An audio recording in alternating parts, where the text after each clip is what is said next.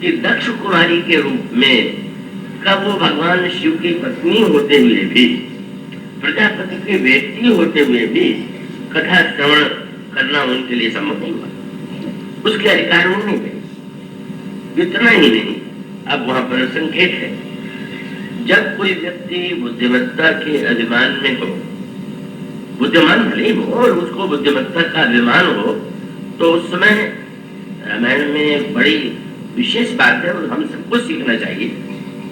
जब वो एक सज्जन थे को वो जब जाते थे विभिन्न संतों के पास, वो घूमते ही रहते थे, तो पूछा जाता था कि आप अलग अलग संतों के पास जाकर के क्या लेते हैं, तो उन्होंने कहा मैं देखता हूँ कि कौन कितना संत है। तो उस समय वो रुपए का 16 आना होता था, तो बताते थे कि वो एक खाना संत है, वो 2 आना है, 3 आना है, 4 आना है। अब अगर कोई व्यक्ति यह वृत्ति लेकर के आप यह ढूंढने के लिए जाए कि कौन कितना संत है, तो इससे बढ़ करके तो आपके समझ का कोई उपयोग नहीं हुआ। संत कितना एक आना है कि 2 आना है, पहले ये तो देख लीजिए कि आप कितने आना है। अगर आप ये संदर्भ में आपके पास केवल 1 पैसा है तो 1 आना वाला भी आपके लिए ठीक ही है। तो इसका अर्थ आप देखेंगे कितनी साधक की विशेषताएं होनी चाहिए कि वो सामने वाले की कमी पर दृष्टि न डाल करके अपनी कमी पर दृष्टि डालने की चेष्टा करें। अब आप देखेंगे मुसुंडी जी जिनके संदर्भ से कितने विस्तार से कथा कही गई है। जब मुसुंडी जी ने से गरुड़ जी ने प्रश्न किया कि आप कैसे कौवा बन गए, आपको कैसे ये दिव्य स्थिति प्राप्त हुई, तो उन्होंने अपना संस्मरण सुनाया। अब संस्मरण की विशेषता क्या है? उन्होंने कहा कि मैं महर्षि वाल्मीकि महर्षि लोमस को मैंने वट वृक्ष की छाया में आसीन देखा, चरणों में प्रणाम किया और मैंने उनसे चरणों में नमन करके कहा, सगुण ब्रह्म और आराधन मोहिता हूँ भगवान। सगुण साकार ब्रह्म की आराधना कैसे करना चाहिए ये मुझे बताइए। महर्षि लोमस की स्थिति जो है वो निर्गुण निराकार ब्रह्म में है। उन्होंने थोड़ी देर के लिए तो सगुण साकार भक्ति का उपदेश दिया, पर उनको लगा कि यह तो बड़ा ही उच्च कोटि का अधिकारी है, क्योंकि उसके जीवन में उनको दिखाई देगा कोई संग्रह नहीं है, कोई परिग्रह नहीं है, त्यागी त्याग है, तो क्यों नहीं इसको हम वेदांत के परम तत्व का उपदेश दें। और इसलिए उन्होंने कहा कि सुन शर्मा, तुम भक्ति और सगुण का वर्णन सुनना चाहते थे, मैंने सुनाया, पर मैं बताना चाहता हूँ कि अंतिम तत्व तो निर्गुण निराकार की उपासना है, और वस्तुतः तुम सगुण साकार को खोजोगे, या तुम यदि कहते हो कि मुझे दर्शन होना चाहिए, तो रूप का दर्शन तो क्षण ही होगा। अंत में तो ब्रह्म और आत्मा की एकता, जब तुम उसका असत्य का अनुभव करोगे कि जिस ब्रह्म की तुम खोज में हो तुमसे भिन्न नहीं है, तो तुम्हें परम शांति का अनुभव हो। सोते हैं कोई ताई नहीं भेदा, बारी बीच ये गा नहीं भेदा। मुसुंडी जी ने विनम्रता पूर्वक कहा कि महाराज आप बहुत सुंदर बात कह रहे हैं, लेकिन मैं क्या करूं। मेरी स्थिति, उन्होंने दृष्टांत दिया मछली का, कि अब मछली से अगर कोई आप में से जाकर के यूं कहे कि क्या इस नदी की धारा में पड़ी रहती हो, जरा मेरे साथ कानपुर के सड़कों पर चलो, देखो क्या क्या है, तो बेचारी मछली की ले जा रही है, तो वो तो आपके उस वस्तु को चाक करके भी नहीं देख पाएगी, उसकी तो मृत्यु हो जाएगी। तो उन्होंने कहा कि महाराज मेरी समस्या ये है कि मेरा मन तो मछली है, राम भगत जल मन मीना और किम मिलेगा मुनीस प्रवीणा। तब अब मैं तो, आप बहुत उच्च कोट की बात कर रहे हैं, पर उसे मैं ग्रहण नहीं कर पाता। लोमस जी को क्रोध आ गया।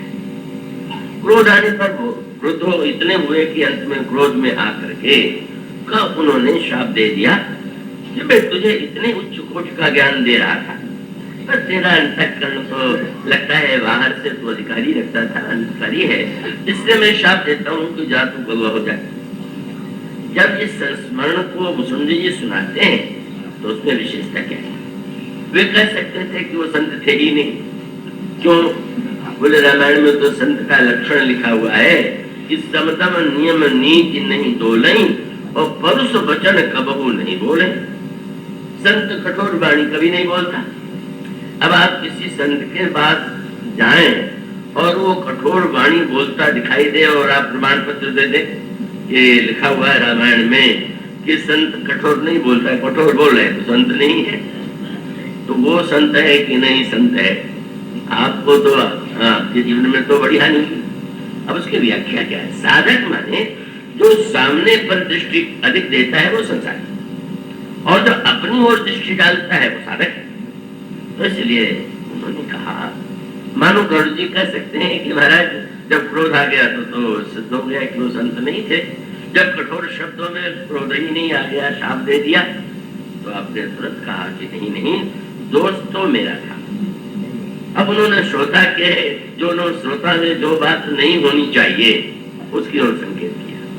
वो तो हो ही रहा था कि लोग अब चाहते तो कह सकते थे कि आए बाएं सख्त बकने लगे, मैंने कुछ पूछा वो कुछ बताने लगे, सब दोष निकाल सकते थे। पर उन्होंने कहा कि मुनि जी जब उपदेश दे रहे थे तो मैं मन ही मन तर्क कर रहा था और आदर पूर्वक उनकी बात सुन नहीं रहा था। कितनी अपने प्रति ऐसी दृष्टि है कि जिसमें अपनी आलोचना, क्या बोले, यही विधि अमित जुगुति मन गुणऊ मुनि उपदेश न सादर सुनो। मानो उसका अभिप्राय ये था कि मेरा श्रोता के रूप में यह कर्तव्य था, उन्होंने उत्तर नहीं दिया, दूसरा दिया, वो एक अलग बात है, पर जिस आदर से उसे श्रवण करना चाहिए था वे कुछ कह रहे थे और मैं मन से, मैं अपने मन बैठ तब करो विविध अनुमान।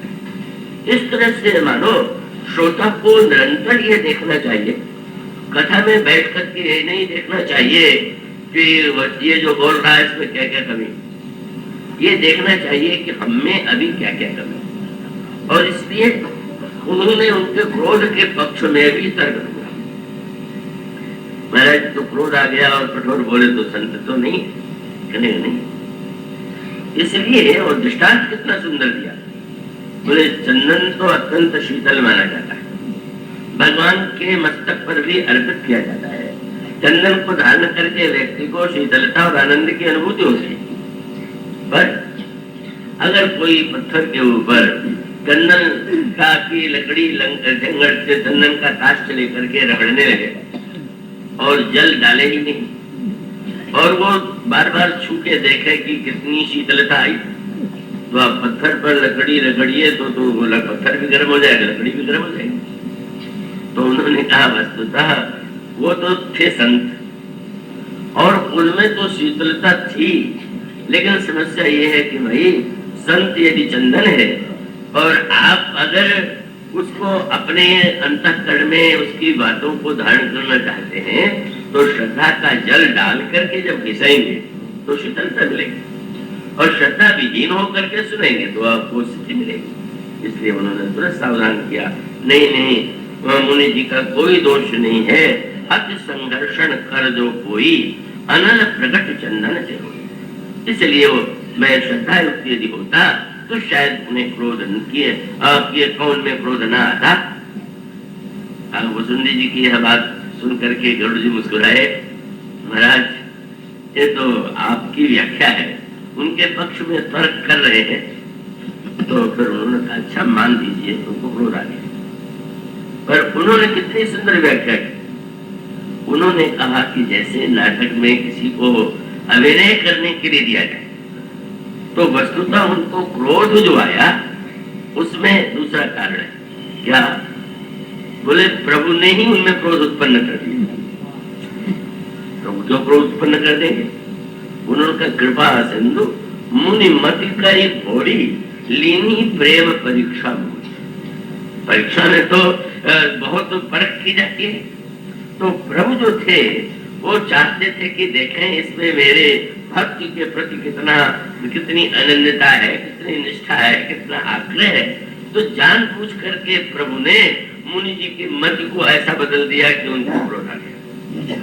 कितना आप मानो दृष्टि क्या होनी चाहिए, क्या दृष्टि है, वह दृष्टि तो बहुत विरले लोगों को प्राप्त होती है। और सचमुच उस दृष्टि से उनको जितना लाभ हुआ, आप सारे रामायण को पढ़ डालिए, सब लोगों को आशीर्वाद और प्रसाद मिला पर भुसुंडी जी को गुरुजी ने जितना दिया वो किसी ने, प्रभु ने भी नहीं किसी को दिया।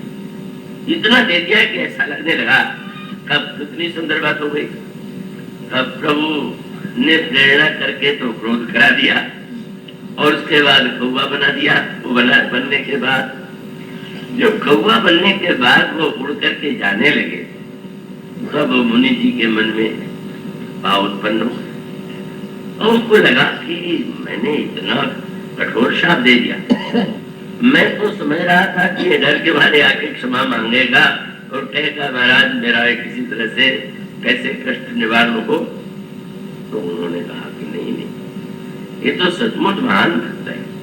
मैं कह तो रहा था कि सारा संसार समस्त ब्रह्म है, पर मुझे क्रोध आ गया और ये भेद बुद्धि की बात कह रहा था कि नहीं महाराज, जीव की ब्रह्म समान जीव ब्रह्म कैसे हो सकता है। लेकिन देखो तो मैं अद्वैत होते हुए भी मेरा व्यवहार द्वैतवादी जैसा और द्वैतवादी होते हुए उसका व्यवहार अद्वैतवादी जैसा। और तब बड़े प्रेम से बुलाया और वो प्रेम से बुला करके फिर उनको मंत्र भी दिया, बाल कराम रूप राम कर ध्याना। तब मुनि जी ने उनको भगवान राम के बाल रूप का ध्यान बताया, अयोध्या की उपासना बताई, अयोध्या में किस तरह से भगवान बाल रूप में दर्शन देते हैं, बाल रूप में पूजा करते हैं और सब पूरा रामचरित्र उन्होंने सुना डाला। और फिर उसके बाद इतने पर भी कहते योग फिर समस्त विभाग, बस तुम ऐसा कोई तत्व ज्ञान भक्ति ज्ञान वैराग्य ऐसा कुछ है ही नहीं कि जिसके भेद का रहस्य, जिसका रहस्य तुम न जान लो। इतना आशीर्वाद, उससे बड़ा आशीर्वाद जो केवल भुसुंडी जी को प्राप्त है और किसी को नहीं। कहा कि भुसुंडी तुम जिस आश्रम में निवास करोगे, मैं तुम्हें आशीर्वाद देता हूँ कि व्यापी कहन अविद्या योजन एक प्रेम।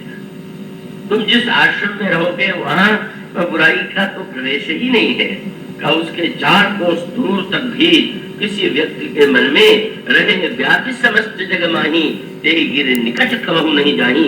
ऐसा दिव्य आशीर्वाद मानो प्रभु ने पश्चाताप, जैसे जब किसी को पश्चाताप होता है तो वो पश्चाताप में चाहता है कि सामने वाला प्रसन्न हो जाए। बोलो मानो यह जो दृष्टि है जो भुसुंडी जी को मिली हुई है वो मानो श्रोता की दृष्टि, और इसका अर्थ ये है कि सचमुच वह दृष्टि एक उद्देश्य क्या है, और मानो श्रेष्ठ से श्रेष्ठ व्यक्ति भी अगर वह दृष्टि नहीं है तो भगवान रहस्य वही चल रहता है। तो दक्ष पुत्री जो थी अपनी बुद्धिमत्ता के अभिमान में है, वो अभिमान सात्विक अभिमान है, वो पतिव्रता में हूँ यह अभिमान है, पर अभिमान तो है और उस अभिमान में वे भगवत कथा श्रवण नहीं करती। तो भगवत कथा श्रवण करने के बाद रामायण का एक महान सूत्र है क्या कि पहले कथा सुनिए और बाद में भगवान का दर्शन कीजिए। भगवान का दर्शन पहले मत चाहिए, भगवान की कथा आपको एक क्रम है कैसे हमें साधन करना चाहिए। तो कई लोग ये सोचते हैं कि वैसी साधना करें कि भगवान का दर्शन हो जाए, पर नहीं, भगवान के दर्शन से पहले भगवान की कथा, और भगवान के दर्शन से पहले रामायण में आप देखेंगे जिन लोगों ने कथा सुने बिना भगवान का दर्शन किया उनको मोह हुआ, और जिन्होंने कथा सुनने के बाद दर्शन किया उसको आनंद की प्राप्ति। और ये सूत्र है क्यों, उस राम के दर्शन के साथ श्री राम और उनकी लीला को देखने की जो दृष्टि है वही तो कथा में मिलती है। कथावाच्य कथा में क्या है, कथा क्या है, कथा माने केवल घटनाओं को सुना देना नहीं है कि आप पूरी रामायण की एक एक घटना सुना दें, चाहे बड़े विस्तार से सुना दें चाहे संक्षेप में सुना दें, पर घटना सुना देना कथा नहीं। मुझे तो बड़े बड़े विलक्षणानंद में अनुभव होते हैं, मैं तो हंस लेता हूँ। तो मई में किसी श्रोता ने सुनी कथा, उन्हें बहुत गंभीर लगी और वो लगा क्यों एक ही प्रसंग पर बात चली और वही चलती रही, तो उन्होंने दूसरे से एक दूसरे वक्ता का नाम लेकर के तुलना किया, कहा बड़े भारी विद्वान तो हैं पर उनकी कथा बड़ी धीमी है, स्लो है। अब बताइए यही प्रसंग पर बोले चले जा रहे हैं और वो कथा जो कहते हैं वो बड़ी फास्ट। तो मैं बहुत कथा मैंने दूसरे दिन ही कहा कि भाई आजकल तो फास्ट फूड की दुकानें बहुत खुल गई हैं, तो लोग जो लेना चाहते हैं तो उन दुकानों में जाने में तो क्या आपत्ति है। लेकिन अगर आपको रसायन की पद्धति चाहिए तो आप तो उतावले नहीं हो सकते। आपको तत्काल डब्बा खुले और भोजन मिल जाए और कुछ न करना पड़े तो उसकी दुकानें भी है। लेकिन इसका अर्थ ये है कि ये जो कथा है वो तो दृष्टि है। हम किस दृष्टि से वस्तु को, व्यक्ति को, चरित्र को, लीला को कैसे देखें तब हमारे लिए वो कल्याणकारी। मानो यही समस्या थी। गरुड़ जी ने भगवान का दर्शन किया, लंका में तो मोह हो गया और कथा सुन करके समाधान हुआ। और सती जी ने भी कथा सुने बिना दर्शन किया तो मोह और संशय हो गया और उस समय संशय का समाधान कथा सुन करके हुआ। तो कथा का अभिप्राय है भगवान के चरित्र और लीला को देखने की दृष्टि।